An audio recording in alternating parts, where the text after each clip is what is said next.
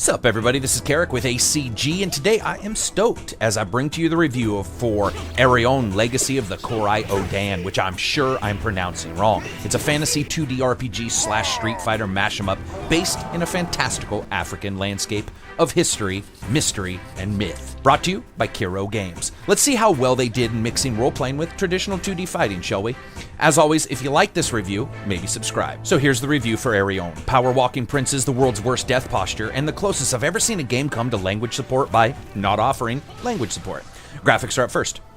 I love this. From the slick animations of the characters that dot the landscape to the main character's frantic fighting style, and of course, those you pick up later on the game. It's really colorful and absolutely distinct. Listen, you could probably search Steam's listing for 2D games and not find one that looks very close to this. Its attention to detail in delivering a unique location, and yet mirroring some of Africa's historical stylings means that something is really distinct here, as it is daring. You will not see a game that looks a lot like this anywhere else. Now, it's a very cool use of color effects and shading allows the world to revel a bit in presenting this unique location to you as well.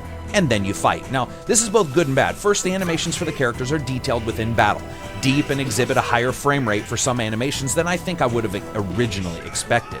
But seriously, it needs optimization. I was seeing frame rate drops on a 980 GTX of 1440p, and even at 920p occasionally during battles, I'd see that meter dip just a little bit below 60. Of course, in the midst of a battle on a 2D plane with 8 angry magic spell-using warriors all wanting to see what your spirit looks like separated from your body, a little bit of slowdown might be nice, but I didn't actually like the way it looked. Now that being said, most animations, locations, and characterizations all looked great. I love the presentation in this game as a whole. Not all is perfect here though. While some locations are almost draped in this thick blanket of animations and layer upon layer upon layer of detail and movement, other locations can look a bit sparse for what's occurring on screen, and though it never looks samey, in fact I would challenge anyone to indicate that it does, it still doesn't look as busy as it probably should. Sometimes it just looks like everyone got to a certain spot and said, hey man, I got no ideas, and then when they came back they just quietly turned their monitor off and hoped no one noticed. It results in some locations looking like someone took an erase tool to half that location. That being said, special moves, effects, blurs, and some basic lighting here and there do a really good job helping the game punch a bit past its weight graphically. And of course, those locations that are hyper detailed, and most are almost fantastically so. It just has this really weird ebb and flow at times and makes it a bit more noticeable when a place isn't really up to stuff. Sound, music, and voice. And sound is up first. I think it's really important that people understand how cartoony this is going to sound. It's not aiming for realistic anything, so movement is accentuated with anime-like sounds of characters cutting through the air, and blocks and sword swipes sound like they were performed next to the requisite line of megaphones. And even during the busier parts, I was able to use the sound from time to time to identify what was happening on screen at any one time when things got really busy. I'd say pretty okay sound. Music. So this is a really interesting soundtrack for me. While I was expecting a far more grounded and perhaps native sounding soundtrack, the mix of both traditional African instruments as well as more modern synths was shockingly put to good use here. Now I may sound surprised, but I wasn't really expecting as many present day instrument styles within this title. So let's move on.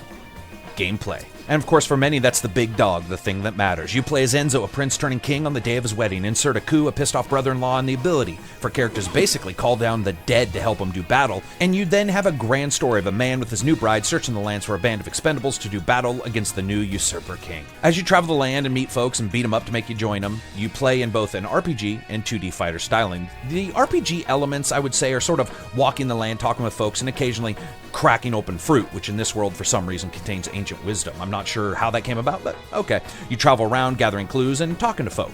However, the main gameplay, at least I think for many people, is within the 2D fighting game engine itself, which is a hodgepodge of Guardian Heroes and Street Fighter, with you taking command and unleashing hell on a vast assortment of different enemies who try to do you dead. Here's the problem. It's just a little bit clumsy. It just doesn't matter if you're switching between your characters or your character skills, or moving around the battle scene, or zipping behind an enemy to attack them from the back.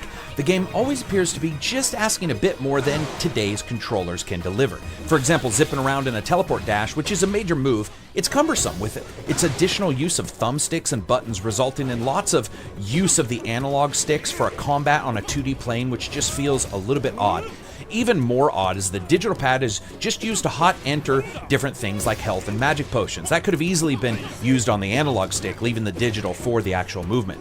Its collision detection is also a bit wonky, and with everyone flying through everyone else, the entire battle can appear messy from time to time. It's really odd when you think about it. This is a game that seems like it needs to hinge on its 2D action being absolutely tight, and yet in many ways it's not, with delays in special attacks initiating like they were thinking if they want to do it or not, and oddly specific requirements in entry for some moves, and then barely any for others. Some move input requirements are so odd I found myself doing many special attacks without even coming close to what I thought was the actual entry itself.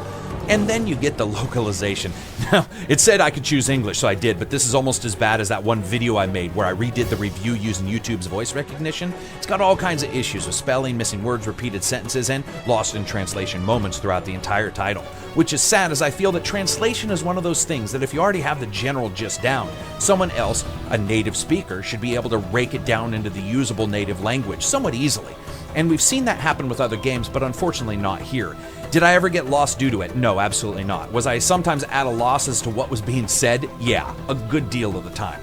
Now, while much of the story revolves around you and your bride basically tindering the world, finding friends, and unlocking your ability to call down spirits, to me what's really fascinating here is the fact that despite the issues, the story was very good. Sure, at times its translation was off, but the story itself and the politics and the family ties and just all of that was really very, very well done. From understanding the traditional rituals of African people to the graphical representation still mixed with fantasy of the locations in ancient kingdoms. There's something very different about this title and its mix of fantasy, myths, and cultures from a location rarely represented in gaming was a really welcome addition and something I think you guys have heard me talk about in the past. Fun factor: I enjoyed it. Do you want to know more about this world? Embark on our rich saga on PC, Xbox, mobile, and dive deeper with graphic novel. We offer you a free volumes on our websites, aurionverse.com. Remember to follow us to learn more and share if you love it.